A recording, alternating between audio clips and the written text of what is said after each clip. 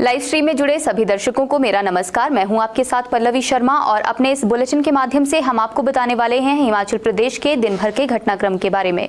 तो आज स्ट्रीम में आपको बताएंगे डीजीपी केस में क्या नया हुआ है, स्कूली शिक्षकों के प्रमोशन से जुड़ी भी यहाँ जानकारी आपको देंगे। इसके अलावा शास्त्री भर्ती में भी आज कुछ नया हुआ है। जुआरियों पर पुलिस ने बड़ी कार्रवाई की है, कहाँ ये कार्रवाई हुई है इसके बारे में आपको बताएंगे और मौसम का हालचाल भी आपको कार्यक्रम के आखिर में बताएंगे।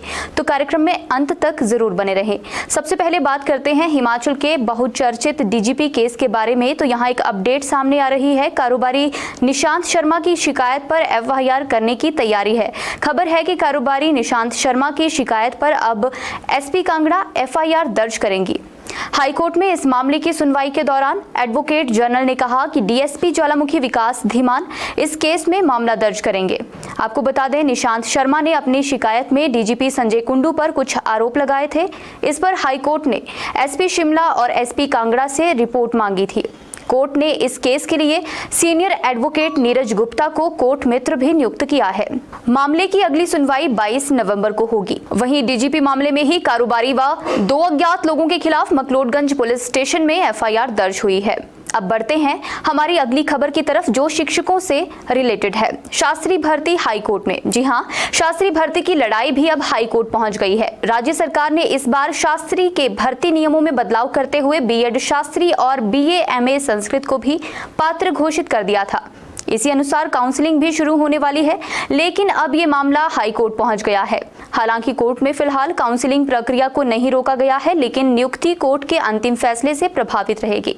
उससे पहले काउंसलिंग में बीएड शास्त्री और बीए एमए संस्कृत अभ्यर्थी भी शामिल हो सकेंगे। अब बढ़ते हैं हमारी अगली खबर की तरफ जो है नए प्रिंसिपल की पोस्टिंग से रिलेटेड। तो स्कूलों को 100 से ज्यादा नए प्रिंसिपल मिलने वाले हैं। इनकी डीसीपी की प्रक्रिया पूरी हो गई है और स्टेशन लगने के लिए अब फाइल चल रही है। शिक्षा मंत्री रोहित ठाकुर कल अपने कार्यालय लौट आएंगे और उसके बाद ये प्रक्रिया भी पूरी हो जाएगी। ये प्रमोशन प्लेसमेंट के जरिए होने जा रही है। अब बात करते हैं हमारी अगली खबर की। तो राज्य सरकार ने मुख्यमंत्री हिमकेयर योजना के तहत एम्पैनल्ड अस्पतालों के मासिक क्लेम को जारी कर दिया है। अस्पतालों की तरफ से हर महीने हिमकेयर योजना के तहत 35 करोड़ तक के क्लेम किए जा रहे हैं। हालांकि हिमकेयर योजना के तहत अस्पतालों को 173 करोड़ रुपए की राशि का भुगतान होना अभी भी बाकी है। स्वास्थ्य विभाग के अधिकारियों का कहना है जल्द ही लंबित राशि का भुगतान भी अस्पतालों को कर दिया जाएगा। हिमकेयर के तहत प्रदेश में 278 अस्पताल पंजीकृत हैं, जिनकी सूची विभाग की वेबसाइट पर उपलब्ध है। प्रदेश के बाहर पीजीआई और एम्स चंडीगढ़ भी पंजीकृत है। इस योजना के अंतर्गत 30 स्पेशलिस्ट चयनित हैं, जिसमें 2227 शल्य चिकित्सा व अन्य बीमारियों का उपचार शामिल है। अब बढ़ते हैं हमारी अगली खबर की तरफ। तो एचआरटीसी की संयुक्त समन्वय समिति हरियाणा के लिए अपनी बस सेवा बंद नहीं करेगी। दरअसल आपको यहाँ पे बता दें कि हरियाणा में रोडवेज ड्राइवर की हत्या के मामले के बाद आरोपियों की गिरफ्तारी नहीं होने से इनमें रोष था और उसके बाद उन्होंने गिरफ्तारी नहीं किए जाने की सूरत में हरियाणा के लिए एचआरटीसी की सेवा बंद करने का ऐलान किया था। लेकिन इस संदर्भ में एचआरटीसी संयुक्त समन्वय समिति ने हरियाणा सरकार को पत्र भी लिखा था। ऐसे में अब एचआरटीसी जेसीसी के अध्यक्ष मान सिंह ठाकुर कहते हैं कि हरियाणा सरकार द्वारा उनकी मांगों को मान लिया गया है।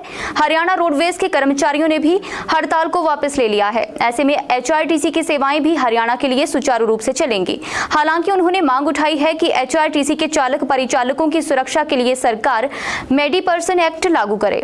अब यहाँ बात करते हैं आरोप प्रत्यारोप की। तो डिप्टी सीएम पर बरसे हैं बिंदल। जी हाँ, मुकेश अग्निहोत्री उप मुख्यमंत्री के बयान पर प्रतिक्रिया व्यक्त करते हुए भाजपा के प्रदेश अध्यक्ष डॉक्टर राजीव बिंदल ने कहा है कि मुकेश का बयान झूठ का पुलिंदा है, जिसमें उन्होंने गारंटियां पूरी करने की बात कही है।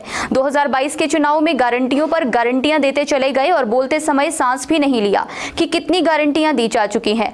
डॉक्टर बिंदल ने कहा कि पूरे हिमाचल प्रदेश के हर गांव, हर गली, हर गूचे की दीवारों को गारंटियों के लेखों से भर दिया गया और चिल्ला चिल्लाकर कहा कि कांग्रेस की सरकार बनते ही पहली कैबिनेट में गारंटियां पूरी करेंगे, लेकिन गारंटियां कहीं भी पूरी होती नजर नहीं आ रही हैं। पीडब्ल्यूडी विभाग से भी यहां पर एक खबर है। पीडब्ल्यूडी में प्रमुख अभियंता की तैनाती फंस गई है। बीते 1.5 महीने से पद पर किसी भी अधिकारी का नाम तय नहीं हो पाया है।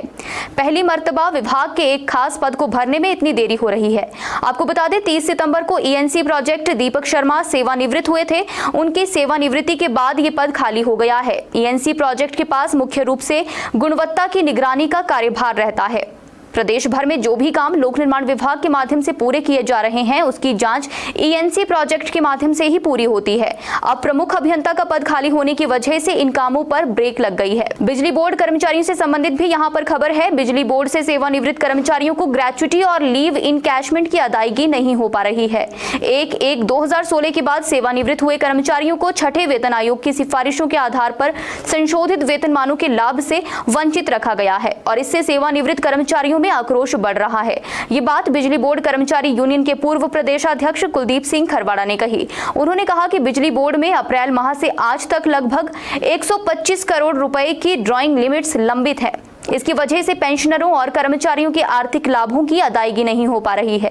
उन्होंने आगे कहा, इसी माह विद्युत बोर्ड लिमिटेड ने 200 करोड़ रुपए का ऋण लिया और उससे ठेकेदारों के कार्यों की ड्राइंग लिमिट्स जारी कर दी, जबकि 30-35 साल तक विद्युत बोर्ड लिमिटेड में सेवाएं देने के बाद सेवानिवृत्त हुए कर्मचारी अपने सेवानिवृत्ति के लाभों का इंतजार करते ही रह गए।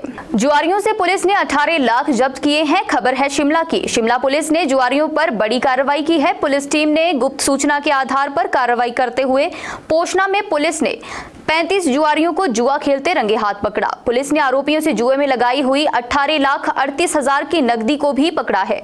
ये कार्रवाई कुल्लू जिला के निर्मंड तहसील के पोशना में की गई। अब तक ये सबसे बड़ी कार्रवाई बताई जा रही है। पुलिस ने जुआरियों के खिलाफ केस दर्ज कर आगामी कार्रवाई शुरू कर दी है। और अब आपको बताएंगे कि आने वाले दिनों में मौसम कैसा रहने वाला है। तो हिमाचल में अभी बारिश बर्फबारी की कोई संभावना नहीं है। मौसम विज्ञान केंद्र शिमला की तरफ से अनुमान लगाया गया है कि प्रदेश में 22 नवंबर तक मौसम साफ रहेगा। इस दौरान पूरे प्रदेश में चटक धूप खिलने के आसार हैं। हालांकि पिछले कुछ दिनों से खिल रही लगातार धूप के कारण प्रदेश में दिन के समय जहां मौसम सुहावना बना हुआ है तो वहीं सुबह और शाम के समय हल्की ठंड है। वहीं अगर पिछले कल से तुलना करें तो प्रदेश में न्यूनतम तापमान में 1 डिग्री का उछाल आया है। राजधानी शिमला में न्यूनतम तापमान 9.6 डिग्री सेल्सियस है। इसके अलावा लाहौल स्पीति जिला के केलांग में न्यूनतम तापमान 0.3 डिग्री सेल्सियस दर्ज किया गया है। कल्पा में न्यूनतम तापमान 2.0 डिग्री सेल्सियस है।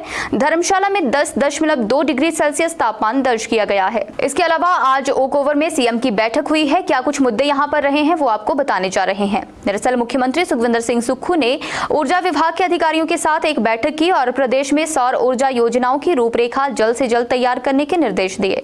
उन्होंने कहा कि वर्तमान राज्य सरकार ने 100 किलोवाट से लेकर 1 मेगावाट तक की सौर परियोजनाओं की स्थापना पर युवाओं को 40% सब्सिडी देने की घोषणा की है तथा विभाग इस योजना को जल्द से जल्द अमलीजामा पहनाने के दृष्टिगत इसकी रूपरेखा शीघ्र तैयार करे। सीएम सुक्खू ने कहा कि इस योजना से जहां हिमाचली युवाओं को स्वरोजगार के अवसर प्राप्त होंगे वहीं हिमाचल को हरित राज्य बनाने में वर्तमान राज्य सरकार के प्रयासों को भी इससे बल मिलेगा। आज शाम के इस बुलेटिन में बस इतना ही। हिमाचल की तमाम अपडेट्स पाने के लिए देखते रहिए दिव्य हिमाचल टीवी। नमस्कार।